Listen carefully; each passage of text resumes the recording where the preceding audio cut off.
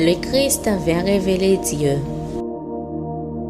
Une citation de Sir Ellen G. White. Job 11, verset 7. Prétends-tu sonder les pensées de Dieu, parvenir à la connaissance parfaite du Tout-Puissant? Le Christ a révélé Dieu. Que ceux qui veulent connaître Dieu étudient l'œuvre et l'enseignement du Christ.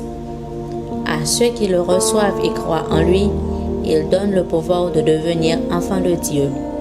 Il dit, « Venez à moi, vous tous qui êtes fatigués et chargés, et je vous donnerai du repos. Prenez mon joug sur vous, et recevez mes instructions, car je suis doux et humble de cœur, et vous trouverez le repos pour vos âmes.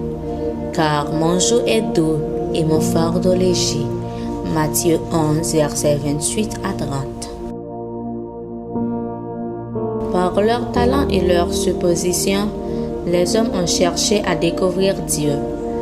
Nombreux sont ceux qui ont suivi cette voie. L'intelligence la plus fine peut s'épuiser en conjectures sur Dieu. Son effort sera vain. Un fait reste certain, l'homme ne pourra trouver Dieu par la recherche. On ne nous demande pas de résoudre ce problème.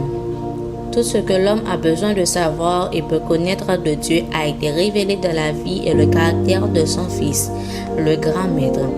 Plus nous connaissons l'homme et ce que nous sommes nous-mêmes aux yeux de Dieu, plus nous le craignons et tremblons devant lui. À ceux qui pensent que tout homme est né roi, à ceux qui ne font aucune distinction entre les convertis et les inconvertis, à ceux qui perdent de vue à quel point ils ont besoin du Christ pour les sauver, je dirais, considérez votre conduite pendant la durée de votre existence.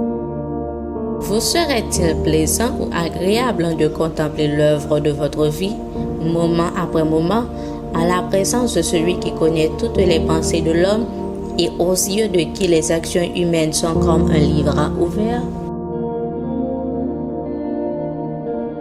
J'invite tous ceux qui sont engagés au service de Dieu à se ranger sans réserve aux côtés du Christ. Le péril nous menace à droite comme à gauche.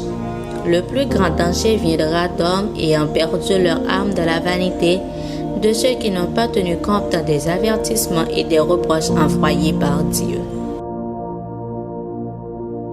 Le tentateur, déguisé en ange, se tient près de ces hommes qui ont choisi de suivre leur volonté et leur voie. Il est prêt à unir son influence à la leur. Il fait miroiter à leurs yeux les erreurs les plus attirantes. Eux, à leur tour, les présentent au peuple de Dieu. Certains de leurs auditeurs seront trompés et suivront des voies dangereuses. Levez vos yeux en haut, page 315, paragraphes 2 à 5.